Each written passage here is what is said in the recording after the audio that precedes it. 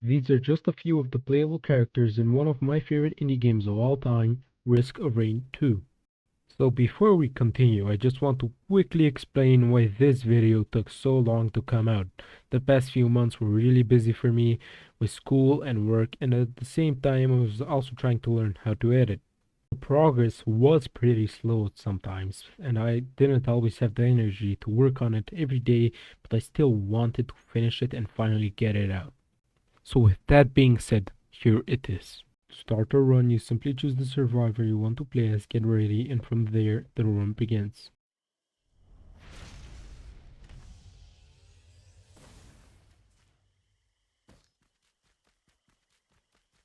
When you drop into a run, you hop out of the pod and immediately start moving. There's always a couple of small enemies waiting around, so you clear them out while you get a feel for the map.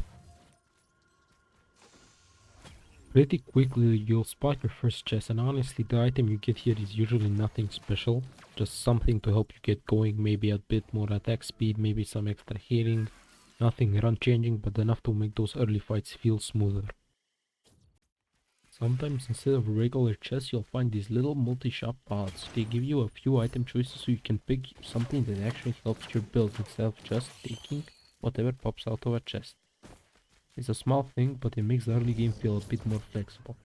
Once you've grabbed a couple of items and cleared out the area, the next big thing is the teleporter, and yeah, this is where things actually get serious. The moment you activate it, the boss spawns in and everything around you starts piling up, juggling ads, dodging attacks, and trying to stay inside the teleporter zone so it keeps charging. This part of the game is always a mix of chaos and fun. Sometimes the boss is easy, sometimes it feels like you woke up an entire planet by accident. But as long as you keep moving, pick your shots, and use your ability smartly, you'll push through it. And once the teleporter finally hits a 100%, you'll grab your boss item and get ready for the next stage. At the start I mentioned that you choose your survivor or playable character, whatever you want to call it, but in the game there are a total of 11 playable survivors. There are also 5 DLC survivors, but I don't have the DLCs at the moment. Talking about survivors, let's talk about Mercenary. He's one of my favorite survivors. I really enjoy playing him. He's quick, he hits hard, and his whole kit is built around playing mobile in close range fight. Once you get used to his timing, he just really feels smooth. You're moving in, landing your hits, dodging out, and keeping the flow going.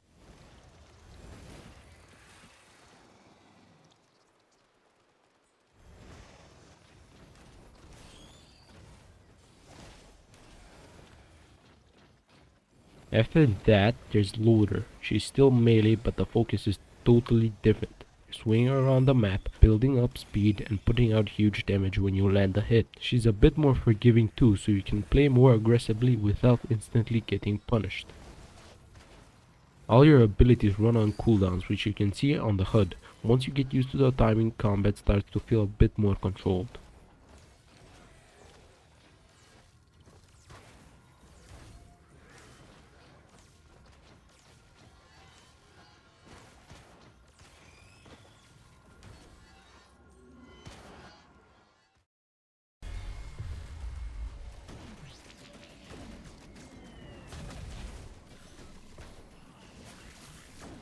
Let's talk about Commander. Commander is more of a support-focused survivor. A lot of his strength comes from utility rather than raw damage.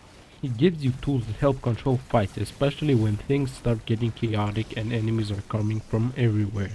He's a good pick if you like playing more thoughtfully, making decisions that help the rune stay under control, but this doesn't mean he is bad. He can still do massive damage with his orbital probe ability. With the right items, he can still be a huge damage dealer.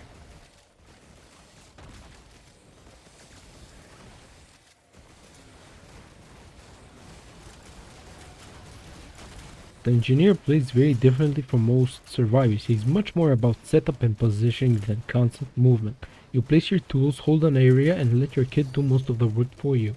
It's a slower, more methodical playstyle, but once everything's set up, it can be really effective.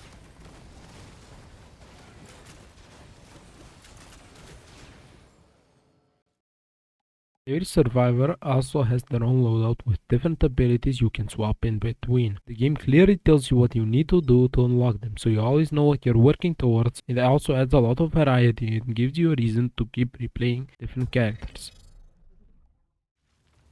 Most chests in the game are just standard ones like this. They give you a completely random item, so early on it's a bit of a gamble. Sometimes you get something great, but sometimes it's just okay. But it's how most runs start. Then there are healing chests which only drop healing items, things like health regen or extra health. They are really useful if a run isn't going smoothly or you just want to play things a bit safer. Then there are damage chests. They give offensive items that usually add extra effects like area damage or crit related bonuses, which can change how your attacks feel and perform. Items are split into different tiers from common to legendary alongside with a few special categories. What you get and how they stack is what shapes the run. There are also things like Shrines of Chance, where you spend money for a random item. It's a risk-reward thing, sometimes you get lucky, sometimes you don't, but it can be worth it if you have the gold. But they aren't infinite, after you get 2 or 3 items without fail, the shrine deactivates.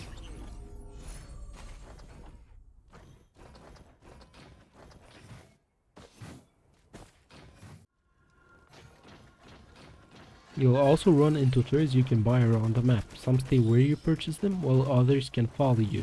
Different turrets behave differently. Some fire faster, others hit harder with slower shots, and they're affected by your items too, like attack speed or damage bonuses.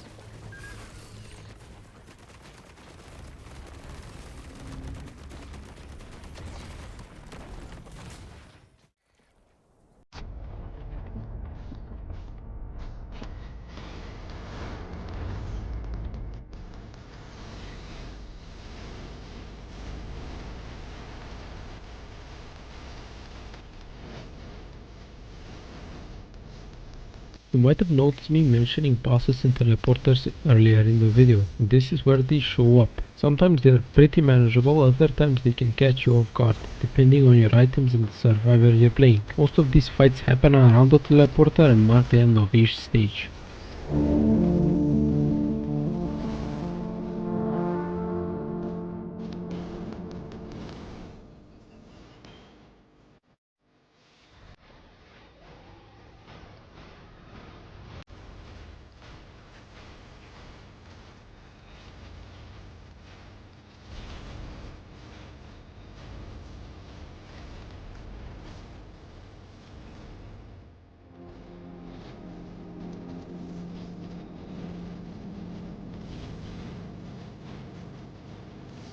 There's a wide variety of bosses in the game, and while they all spawn extra enemies during the fight, the real difference is how each one behaves. Some stay mostly grounded, others move a lot more, and some put pressure on you just by filling the arena with attacks. The bosses you're seeing here are some of the more common ones you'll run into early on.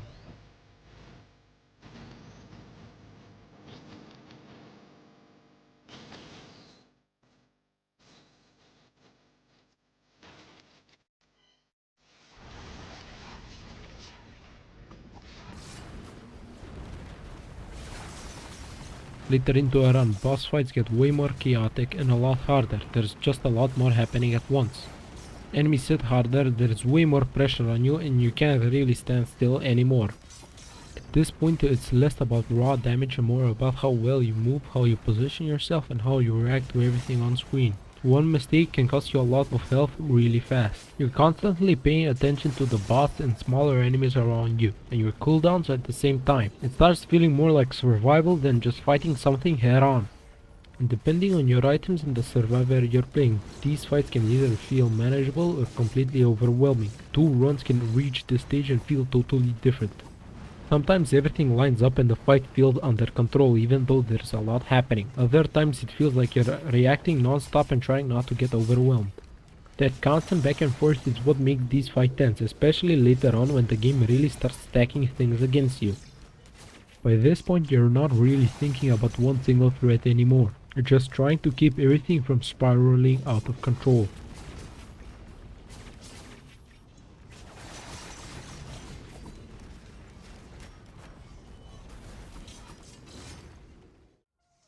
Around every map you can find mute altars. When you donate 1 lunar coin, it activates, then you move to the teleporter. When you're at the teleporter, you can notice this blue orb floating around it. After you beat the boss and the teleporter reaches 100%, don't finish the stage, enter the blue portal. It teleports you to the bazaar between time.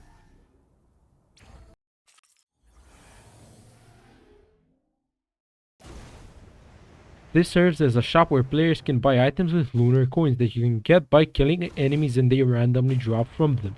The items you can get here all have an upside and a downside, and you can change the next stage by paying via lunar coins. You can also unlock the survivor Artificer by paying 10 lunar coins, but I've bought her so she doesn't show up for me.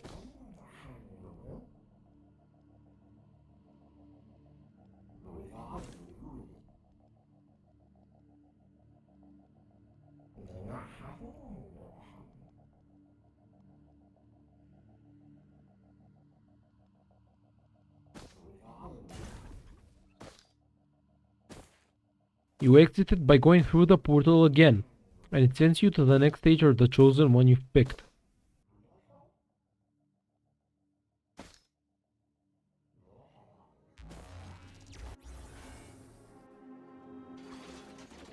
You can find these buttons around the abandoned aqueduct map. They get activated if you stand on them. If you aren't playing multiplayer, you can activate them with your turrets if you're playing the engineer. After they are activated, just follow the same path as I did in the footage.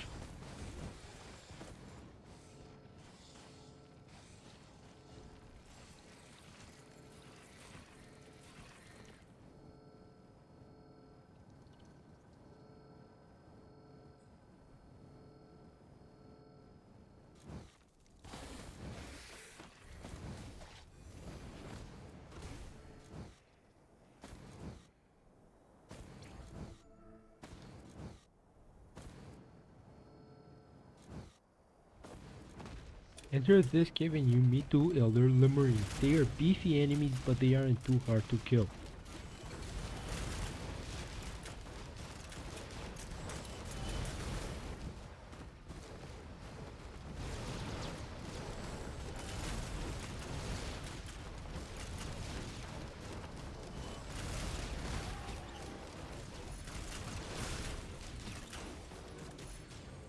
After you kill them, they drop Kiara's band and Runel's band. These are decent items and you can safely exit the cave now.